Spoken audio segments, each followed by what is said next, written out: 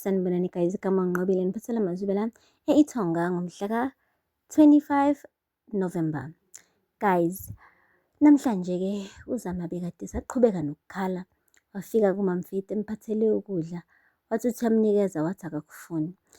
Lapho-ke uMamFit umtshele nje iqiniso, wathi mntanami usasemncane kabi. Yabona nje impilo yakho ayikaqali ngisho ukuqala. Akumelanga ngabe ukhala kangaka, akumelanga ngabe uyiphatha ngale ndlela oyiphethe ngayo. Wathi ngeke ma, kungani ngaso sonke isikhathi mina njalo mase kusele kancane uba ngijabule, ebese injabulo yami imane nje ihlwithwe kumina. Kungani njalo mase kusele nje kancane ukuthi nami ngiyithole le nto ekade ngiyikhulekela, ebese emva lapho imane iyashabalala nje ma. Hayi ngeke, kanti mina ngiboneni vele, yini le engayenza? Wathi Zama hlobo mntanami, ngiyacela, ngicela ungayenzi le nto. Wathi ma, yodwa mina into engiyifunayo, ngifuna umuntu wami, ngifuna umuntu wami abuye kumina ma.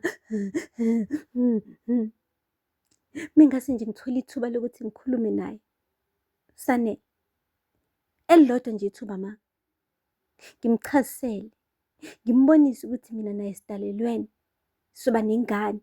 Iyodwa nje kuphela nje ma into engiyifunayo ile kuphela. Guys, waze wayifuna-ke into enzima uNtombo.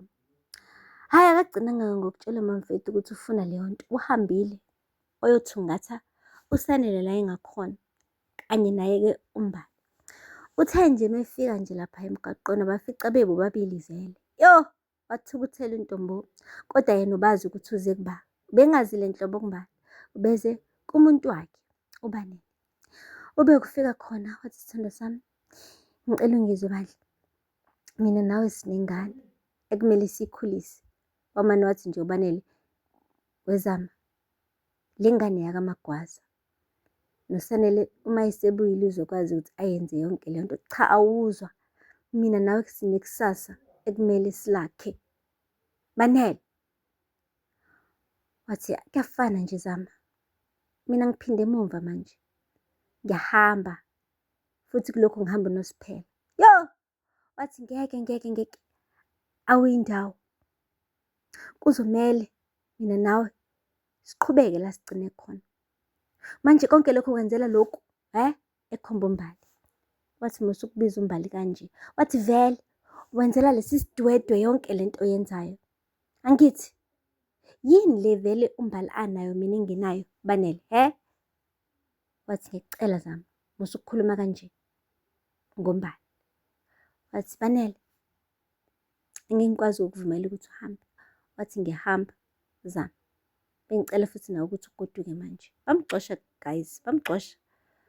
Hayi, umane waphenduka wakuMbali wathi yabona wena, ngiyakubona ukuthi utshela ukuthi usuwinile manje, le nto ayikapheli, akakazuphela manje.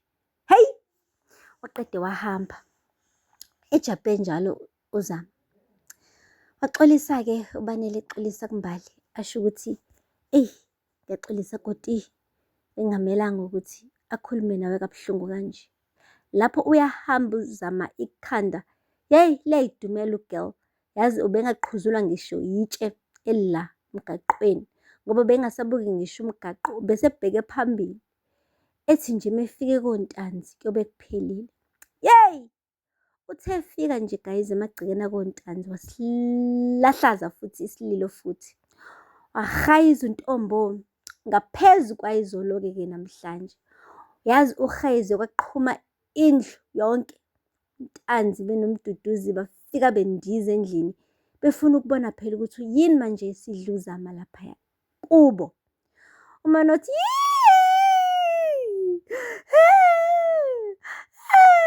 hayi bo Zama, wathi uthi uyasondela uNtanzi, waphinda umduduza wamkhuza, wathi ngiyeke, musu lokhu umduduza.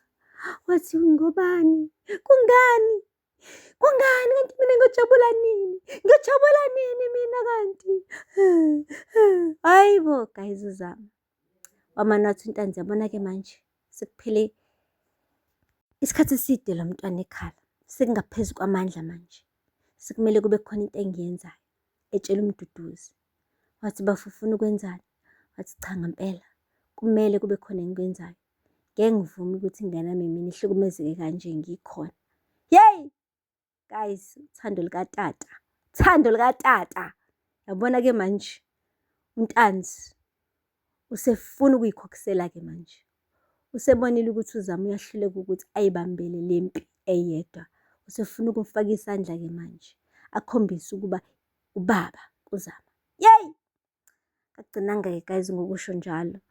Ubizile-ke uPhinda, bahlala bobathathu benomduduzi, bathi kuyidingida le ndaba. Usho kahle-ke guys uNtanzi ukuthi lalelani lana-ke. Yabona-ke manje abantu bakoMagwaza bayiphakile-ke impi. Thina-ke sizoyiphetha. Yabona manje isikhathi sokuthi bake bakhokhe ngale nto abayenzile. Hhayi uPhinda wathi, usho ukuthini? Wathi ngisho ukuthi sekumele manje lo mfana ahambe ayolandela uyise nomfowabo. Hayi bo, wathi uPhinda, hayibo, awumnike mina phela. Uyazi ngeke ngikuphoxe, ngizowenza lo msebenzi ngijabule ngaphakathi. Hayi bo, wamane wathi uMduduzi, kodwa nesiqiniseko sale nto ofuna ukuyenza bafo. Phela ngiyazi ukuthi wena ukujabulela ukubulala abantu bakoMagwaza. Wathi hhayi sekudala benginyathela labantu, kudala labantu bengizwisa ubuhlungu. Sekuyisikhathi sokuthi-ke manje ngeke ngibakhombise ukuthi ngubani mina. Waqeda wathi Phinda phezu kwabo wenza isiqiniseko sokuthi awugeji. Wathi hawu, usukhulumile. Hhayi phela uyazi nawe isifiso sakho, hawu ngizosifeza mina. Hayi bo, wabephuma guys uPhinda. Lapho nje uyahamba nje uyale koMagwaza uqhuba ikhanda lakhe. Nabo oMagwaza-ke bandla, eyi akumnandanga. Bathe bembona nje uBanele ebuyela endlini, hhayi uNjinji benonkosikazi wakhe uNokwanda bamkhumbuze kahle ukuthi lalela wena wasithuka, wena wakhetha ukuya koNtanzi. Mekuthi umakho usekuxolele, akuxolele yedwa, thina nje sayingena indaba yakho. Hhayi-ke guys, kwacaca bha ukuthi u-Ayanda noMakhumalo kuphela bamamukele, kodwa nje uNjinji benokwanda abakamdingi ebuyelile laphaya emagcekeni akoMagwaza. Okusho kona ukuthi uma kufika kuPhinda eshaya inhlamvu, kungenzeka ukuthi-ke uNjinji angamvikeli uBanele abe yedwa kule mpi. Guys, mina bengifisa ukuthi-ke kube khona ukuthelelana amanzi phakathi komndeni ukuze-ke noma impi isifika phela bekwazi ukulekelelana ukuvika le mvula yey'nhlamvu esendleleni. Aphela lapho-ke guys amazwibela namhlanje. Ningakhohlwa ukusubscribe, ni-like, ni-comment. Until next time, bye.